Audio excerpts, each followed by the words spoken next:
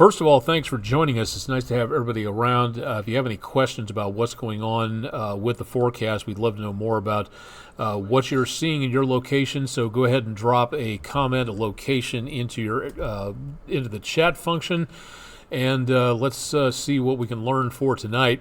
If you haven't tuned in here before, again, I'm Chief Meteorologist Austen Onek. Let me correct the date on YouTube here real quick. It is Tuesday, the 9th of July. 1 month and 9 days into hurricane season. That looks like it's working pretty well. We may have had a glitch in our system, so if you're looking at the 7-day forecast in the bottom left-hand section of your screen, may be a little bit off. We're not expecting a high temperature of 96 on Tuesday. We are going to be seeing the potential of a lot less heat, at least into tomorrow, and then the rest of that 7-day forecast is going to be showing a lot more accurately toward the end of the week and toward next week, some very way up there temperatures. So unfortunately, I wish I had better news, but things are going to be rather on the sultry side for the next couple of days. And also, unfortunately, as we go into the next few days, toward next week, middle point of July, we could be seeing the potential of some dangerously high temperatures around this area. Right now, things are quiet. We're getting the remnants of Beryl moving on through. We had some rain and showers earlier. Downtown Bailey's Heating and Air Camera. All these cameras available on the EPB Fiber Optics WeatherCam network if you'd like to take a look around at WDEF.com/weather. Pretty heavy downpours earlier tonight, and as of right now, clouds breaking up a little bit, but still mostly cloudy across much of the area. Roads are in pretty good shape. They're damp, if anything. Traffic was pretty heavy during those downpours at 153 and 64 on the Plainview Outdoor Advertising camera for this evening. Downtown at the News 12 studios overlooking Lookout Mountain and Broad Street down toward the bottom here. Can barely see off to the west. I'll have to turn that around for the 11 o'clock show. From 2475 South Central Chattanooga, overlooking CHI Memorial Stadium and looking off to the west, I believe. Again, that is showing where we had apparently a pretty decent sunset from earlier tonight. Chattanooga Theater Center, overlooking that area off toward Raccoon Mountain in the distance, and also seeing again a few folks out and about on the footbridge, but it's a very sultry evening to be out and about for tonight. More clouds, Erlanger Hospital way over toward the right-hand corner of your screen, and that's on the Chattanooga Zoo Q and Brew camera. That'll be coming up this weekend on the 13th. If you'd like to find out more, go to the Chattanooga Zoo social media page or their web page for more. Temperatures at the airport back in the lower 80s, and with the extra humidity, we've got temperatures way up into the lower 90s. The heat index at 10 o'clock at night pretty much is way up there. So it's, again, a very sultry evening, not the time to go out for a huge amount of exertion out there, especially with those temperatures, because we are continuing to see some very warm numbers across much of the area, lower to mid 80s for the most part. A few lower 70s showing up in the highlands of western North Carolina. Right now, beyond that, there's really just not that much in the way of cool air. Add to that, the winds are coming in from out of the south, so we do not have much of anything else going on in the way of very cool air anytime soon. Now tomorrow, yes, we're going to get a bit of a break, but that is not really going to be helping us all that much into tomorrow. So it'll help a little bit, but I wish it could be a little bit on the little bit more cool air coming our direction. That would be kind of nice to have. Radar is showing a line of thunderstorms trying to develop back to our west from Murfreesboro down to about Huntsville. Atmosphere's kind of had the energy taken out of it for now, but it is possible that we could see some more thunderstorms developing in the next couple of hours as long as this line moves on through. What's left of our thunderstorms from earlier, Knoxville down to Athens, Georgia, that was occasionally severe, and the worst amount of lightning back into western North Carolina, east of Cherokee County, moving up toward the Tennessee-North Carolina line. There's really just not that much going on left over. but I would not be surprised to see some rumbles of thunder overnight. The best possibility of severe weather is well to our north, and we'll talk more about that coming up here in just a little while. Beryl, what is left of it, it is now a post-tropical cyclone. It is now way off the ocean surface, so forecasting duty has now fallen to the Weather Prediction Center instead of the National Hurricane Center. So what you're looking at here is the remnant low, and if you notice, it just kind of stops right about the Mississippi River because the tracking has ended on this. The storm itself is still making its way through the upper Ohio Valley over toward the Great Lakes, and it is still drawing in a lot of moisture from the Gulf of Mexico. So we have a lot in the way of more hours of humidity. Nothing really much in the way of heat. We will begin to see the winds kind of switch a little bit as that area of low pressure tracks north and west of us for tonight, and we will get kind of a break out of that coming up. So what exactly are we looking for? That was just about a week ago. That was a Category 5 hurricane with wind gusts of 200 plus miles per hour. Now it is just a run-of-the-mill weakening storm system, and you can kind of see where the wind shift line is occurring just a little bit, where that front is going through. We may see some more activity out of this in the next few hours, but here's the one thing to notice. This area of low pressure, lows in the northern hemisphere rotate counterclockwise, so this is still helping. You notice the wind arrows here coming in from off the Atlantic and down from off the Gulf of Mexico. As we school out here just a little bit, we are seeing a couple things happening. Number one, plenty of moisture ahead of that front, and then secondly, off to the west, high pressure over the high plains, and that rotation counterclockwise here, helping to escort in a very generous amount of dry air and a little bit of that heat, it looks like, from that heat dome out west. Portions of southern Canada helping out with this. You don't see much going on. The clouds and the rain around the area of low pressure, that's about it. We've got several days worth of sunshine coming our direction, and that is where we're going to see the potential of the heat building up into the next several days. So we do see the potential of maybe some more problems with temperatures as long as this dry air is around. Next best chance of anything involving rainfall is going to be several days out, as in possibly next week. So we will see a chance of a shower maybe lingering around the plateau and back up into Kentucky by tomorrow morning. But the big effect is going to be the passage of the front trailing that storm system. So highs tomorrow will be just at to right below normal. Normal for this time of the year is about 90 degrees, so that'll help out a lot. But as we go into around Thursday afternoon, notice the bounce in the temperatures as we get back in the lower 90s easily enough, so we're back above normal on Thursday. And then as we go into Friday, area of low pressure develops on the east coast, keeping the warm, moist air off the outer banks and the coasts of Carolinas and Georgias. And then we see some much hotter weather with that sunshine starting to bake the temperatures. Low temperatures at night, high 60s to around Atlanta, maybe not lower than the mid to upper 70s. And then into the weekend itself, not a cool start to Saturday, and temperatures into Saturday afternoon could easily be in the higher 90s, and a good swath of triple digits registering here across much of the deep south. So good possibility of getting some very good roasting going on here into the course of the next several days. Not any chance of anything cooler happening anytime soon. From the area around Island Cove, you can see some of that fading sunlight out there. So going to be losing that in the course of the next several weeks as we get closer toward autumn. Again, tomorrow's temperature is looking pretty good, back in the mid to high 80s, even less hot in the higher elevations. And then over the next several days, high 90s.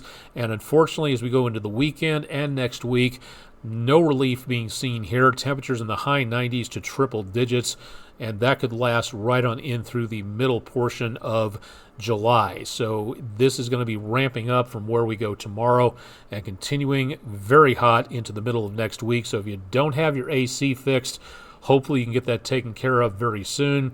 if you're going to be working or exercising outdoors, time to plan ahead for the potential of anything involving very hot conditions, as in dangerously hot, as in heat injury possibility hot. So please keep an eye on yourself, everybody else. Remember to pack that water along to make certain you stay hydrated. Put back the water that your body sweats away. Take breaks doing exercise and work outside.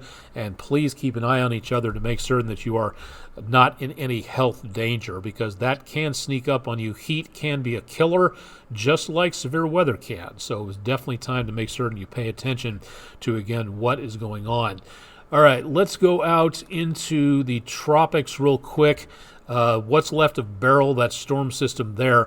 Right now, things are decently quiet. The eastern Pacific and the whole Atlantic basin is not showing a lot of anything. It looks like La Nina getting closer to that, excuse me, in the eastern Pacific.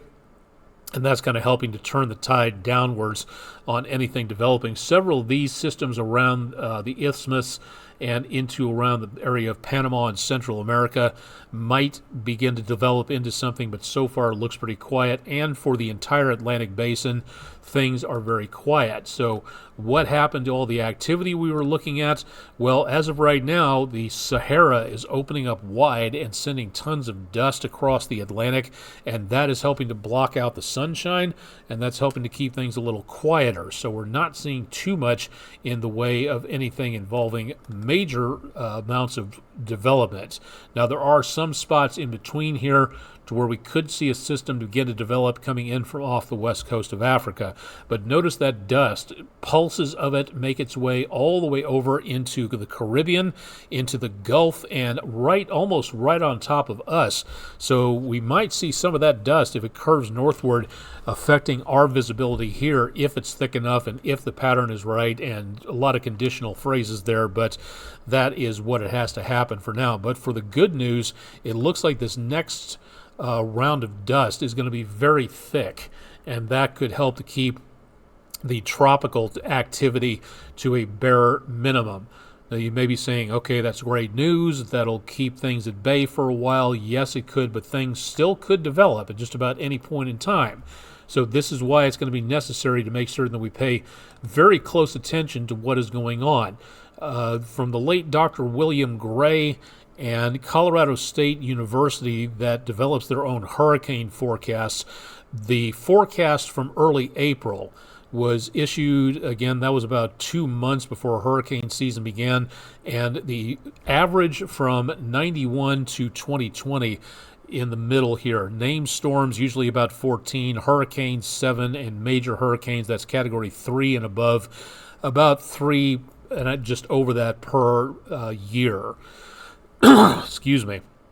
Now, the forecast that was issued in April was calling for a way above normal on named storms, 23 named storms. That's pretty much, if that forecast holds true, it's going to take care of the entire Latin alphabet and possibly take us into the Greek letters again. Hurricanes now estimated at 11, or earlier estimated at 11, and 5 for major hurricanes. Well, today, Colorado State issued an update, and they have now taken it from 23 named storms to 25, from 11 hurricanes to 12, and from major hurricanes from 5 to 6. And you may be saying, okay, well, technically, that doesn't sound like too much. It's only a couple of numbers upwards. But the main thing to think about this right here is we are going in the complete and total opposite direction of where we should be going. The ocean waters are still very warm. Accumulated cyclone energy, again, average across about a 30-year period, was at 123. That's how much energy accumulates in the top levels of the ocean. Now, usually when a hurricane or a storm goes over the ocean waters, colder water upwells as the storm dissipates the heat, and that cold water leaves a trail. We did get no such trail from Beryl or from Alberto or from Chris. We're up to the D-named storm whenever that happens. But what we're looking at here is basically almost twice as much accumulated energy in the earlier forecast. Now we're seeing, again, well over that by almost a time and a half of accumulated energy of what could be there to spark more hurricanes with that very warm ocean water. So yes, it is only a minimal increase, but the big thing to take away from this is it is still an increase. So that is something to really watch out for. So that is why if you are going to be traveling any place around the tropics, you're going to have to watch very carefully what develops, because these temperatures that you see are rocket fuel for these storms to develop, and that is what we could be looking at in the near future. It's just going to take one system to latch onto this very warm, moist air coming in off the surface of the ocean to use that as its booster fuel to get going even faster. We saw it with Beryl as it went from a tropical storm to a major hurricane within a day or two, if that. So we could continue to see some more problems with these very warm waters. Anything above 80 degrees is where you're going to be seeing the main problems, and that goes all the way up the Gulf Stream to portions of the East Coast. Now, the very cold water off of Cape Cod and into around the Canadian Maritimes, that's very chilly, and that will sap a storm's strength. But it's all this stuff down here that we are having to concern ourselves with, and that is due to climate change, human-induced fossil fuel usage of climate change. That is us causing the ocean waters to rise, and rise spectacularly high, not even cooling off during the winter, and that is where we're going to be getting the more powerful and more unpredictable storms from in the semi-near future. Now, in the last few days and weeks, there's been a lot of calls politically for possibly doing something like getting rid of the National Oceanic and Atmospheric Administration, because they happen to talk about climate change and about the fact that humans are causing that and what it could lead to with forecast in the future. Those calls to eliminate NOAA, in my professional opinion, are very backwards and something to really take into account to say, this is not something that we need to be doing at this point in time. If we just remove people talking about climate change, well, then the problem will go away. It doesn't work like that. That's not what science does. So if you would like to know more about what NOAA does at the local level, one of the National Weather Service offices that covers this location that News 12 broadcasts from in the News 12 viewing area around the Tennessee River Valley, we're covered by Atlanta, Huntsville, Nashville, and Morristown. They cover a good portion of southeast Tennessee right down to the Georgia state line. Well, they would like to invite you to an open house coming up in September. If you would like to know more about what the National Weather Service does, again, the National Weather Service is under the National Oceanic and Atmospheric Administration, which is under the United States Department of Commerce, one of the cabinet positions for shipping and for studying weather and climatology and all of that information. That's under NOAA. So the big question is, if NOAA was dispersed, gotten rid of, axed, whatever euphemism you want to use, what would replace it and who would be replacing it? That is a very good question to ask yourself and your elected leaders. And if they don't know the answer, it may be time for them to start figuring that out before they start chopping blocks and getting rid of budgets. This is something that if you have a question about what's going on with the weather, the meteorologists and personnel at the National Weather Service would be glad to answer your questions. You can tour the office, ask questions of the meteorologists, learn how they issue the watches and warnings that protect you when severe weather is a real possibility. Watching a weather balloon launch, I would love to see. I haven't seen that in decades. I would love to see that myself. But the important thing is, if you have questions, this is a perfect opportunity to ask what goes on. Whenever I hear somebody utter the fake epithet, the epithet fake news, 99% of those people who use that have never talked to a journalist or visited a newsroom in their entire life. So this is something that is really important to take a look at. This is a government agency that my tax dollars, your tax dollars pay for. And if you'd like to know more about what they do and why and how, this is a great opportunity. So the National Weather Service in Morristown at 5974 Commerce Boulevard in Morristown, Tennessee, this September 28th, 10 a.m. to 2 p.m. If you don't have to register. There are some rules. Support animals only. No alcohol on the premises, anything like that, as it is a government agency. So if you'd like to know more, head to their website, weather.gov/MRX, or please go to our website. We'll be posting the information on there a little bit later on. Again, you can go to WDEF.com/weather. This is a rare phenomenon. It's been happening a lot more in the last couple of decades, but it's rare for a National Weather Service to open up its offices this broadly to the public. They did it in Memphis for media personnel, emergency managers, people like that. But to get the public in here and say, please come and visit us, that is a very rare thing. And if you'd like to take advantage of this, this is a great opportunity to find out more about what this particular government agency does with its time, with its budget, with its efforts to keep people safe.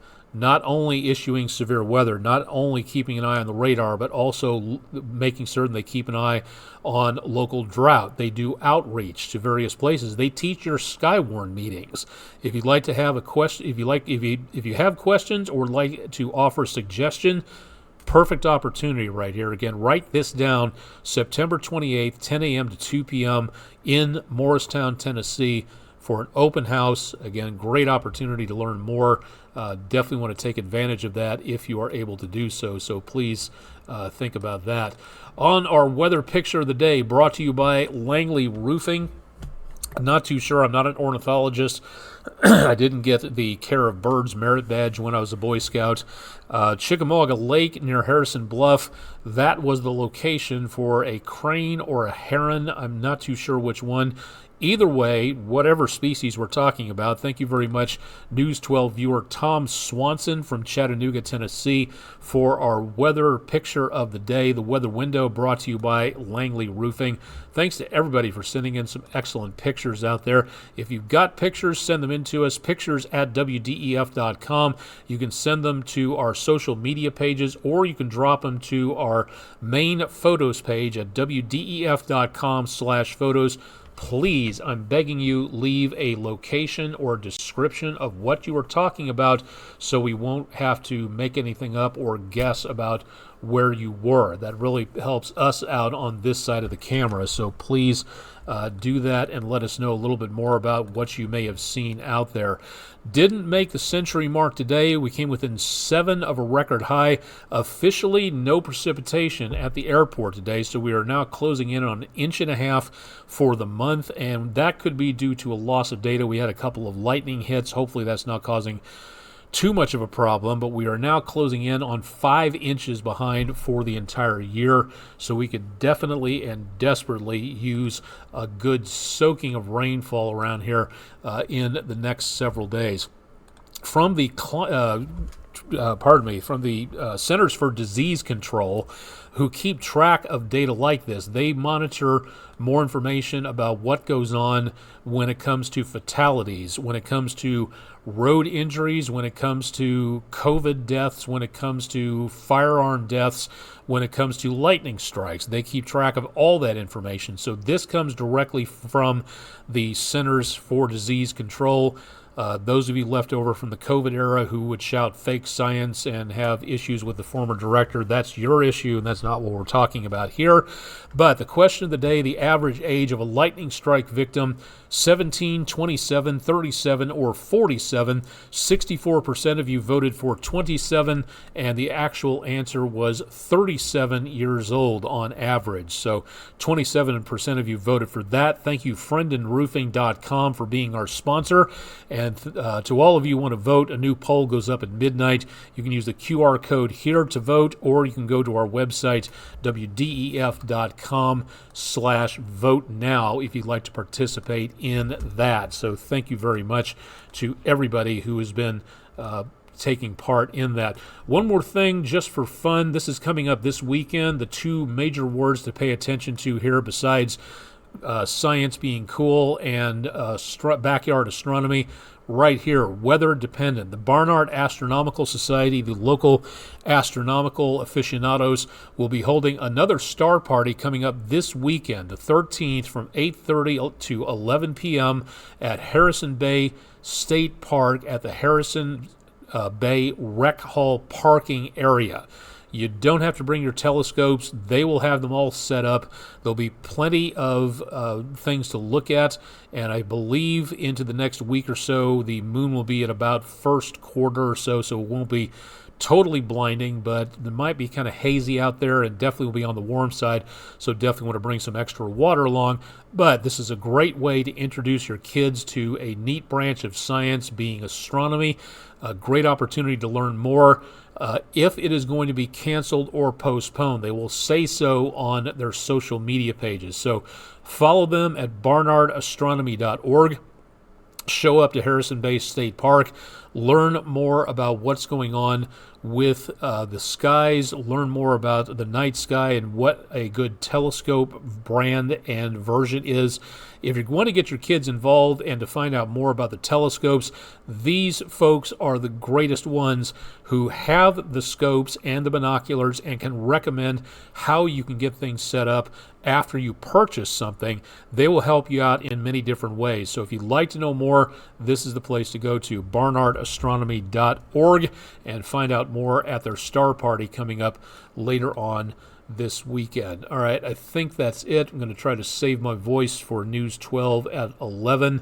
So I'm going to go ahead and toss things back here for a little bit. Please don't forget that if you haven't already, download our weather app, because if you haven't done so, you can catch Weather Overtime. What you're watching right now, you can scroll down to Weather Overtime, click on that section of the screen, and it'll bring up the latest edition of Weather Overtime so you can watch it on your phone wherever or whenever you happen to be. So if you'd like to know more about that, please go to your app store, no matter which phone type you have. All you have to do is, again, download the news. Just search WDEF Weather, download the app, and you can watch Weather Overtime basically whenever you want to on there. I'll have more coming up on News 12 at 11. Kay Blevins is in for Andrew Harrison, who's taking the night off, and I believe we've got Brian Armstrong in with sports for tonight. So we've got a lot of changes, but we've still got plenty of news, weather, and sports for you at 11. And, of course, Chip Chapman has got more for you bright and early on Wednesday, peak of the week. For more details, again, stop by at 5 a.m. if you'd like to know a little bit more about what's going on with the forecast and what the heat is going to be looking at for the next several days. Don't forget also, you can follow us again at WDEF.com, and I'm on all these social media networks. And just tune in, say hello. Thanks to everybody for subscribing. A lot new followers on Twitch, so thanks for following along there. Live and direct from downtown Chattanooga, Tennessee, Tuesday the 9th of July. I'm Chief Meteorologist Austen Onek. Stay tuned for much more coming up with News 12 on air and online, and we'll see you again on Wednesday evening. Thanks for joining us.